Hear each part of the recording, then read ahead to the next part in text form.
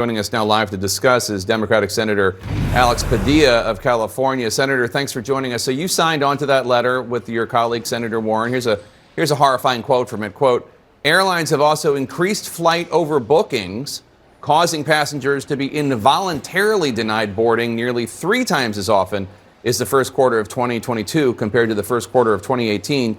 Unions are sounding the alarm that airlines are selling tickets for flights they know they will not be able to staff, unquote. That's crazy. How soon do you think this can improve for consumers?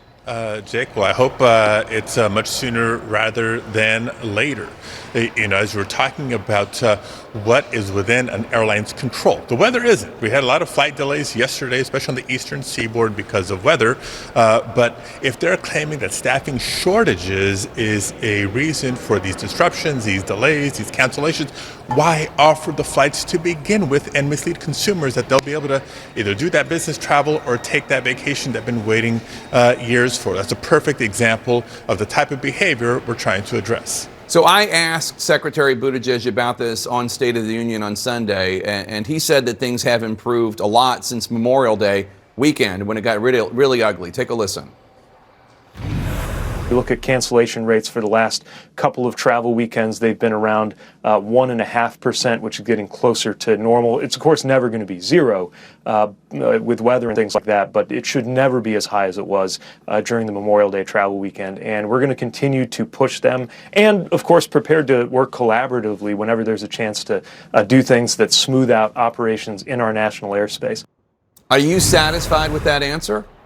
Look, I think all the more reason to keep the pressure on. We look at the Memorial Day travel numbers. We can look at the 4th of July travel numbers. We have Labor Day coming up soon. This is still summer, sort of the peak season for vacation travelers before kids go back to school, including my own. And so we got to keep the pressure on. If the numbers are coming down, we got to keep them moving in that direction. But just to level set here, Jake, 122,000 flights canceled year to date. That's more than all of 2021 combined. So again, we got to keep the pressure on. So just yes or no, is the Biden administration being tough enough on the airlines? Well, I think they're taking action, which is good, and it's our job to remind them of other tools in their toolbox, including these fines. I don't think compensation for travelers that are bumped from their flights or when flights are canceled should necessarily be negotiated on a case-by-case basis. Who's first to the customer service gate or who's first to call the 1-800 number? Air passengers have rights, and that should be automatic when they're inconvenienced like that. All right, I'm going to take that as a no. Let me ask you, as we just reported, a new data point shows consumer confidence falling for the 3rd month in a row. Now, there are steps that President Biden could take today to lower prices, such as getting rid of the Trump tariffs on China, but the president refuses to take these actions. Why not? So, well, we're going to keep pressing the White House to do what they can, and we need to focus in Congress to do what we can. That's why I think we're on the verge of finally allowing Medicare to negotiate prescription drug prices to bring those health care costs for working families across the country. Good news you covered a few minutes ago. Gas prices seem to be on the way down, but let's revisit child care costs and other significant costs that working families are having to deal with. We're debating inflation, the impacts. All I know is paychecks aren't going as far as they used to, and I say that not just as a senator, I say that as a father and a husband. So speaking of things, the dollar not being the inability of individuals to stretch their dollars, the Fed is going to meet tomorrow and will likely raise interest rates again. We learned today that overall home prices are up nearly 20% nationwide from just 1 year ago. 1 year ago, you know this because housing prices in California are already among the nation's highest. So your constituents need bold action on all of these issues, inflation, right, housing prices, et cetera. At what point do Democratic office holders start publicly demanding more from President Biden and his administration? Look, I think we're always going to be pressing the administration. We also need to ask more of the voters. Let's keep this in mind when we go vote in November. We know Democrats have a plan to bring down prescription drug prices.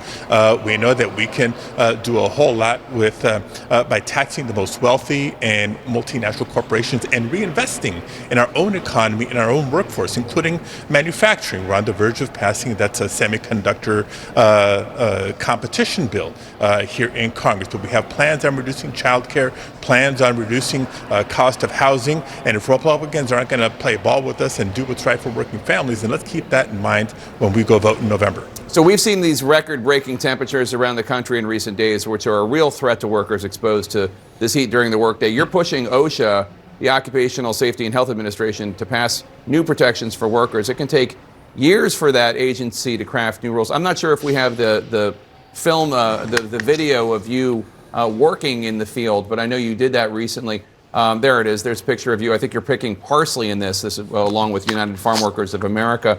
What pressure are you putting on OSHA to craft new rules and to do so quickly? Well, we're pressing OSHA to move as quickly as they possibly can in advancing legislation to not give them a choice in moving faster. Look, I'm proud to come from California. We have adopted heat standards for workers, whether it's in agriculture, whether it's in construction, whether it's truck drivers or warehouse workers who are exposed to extreme heat.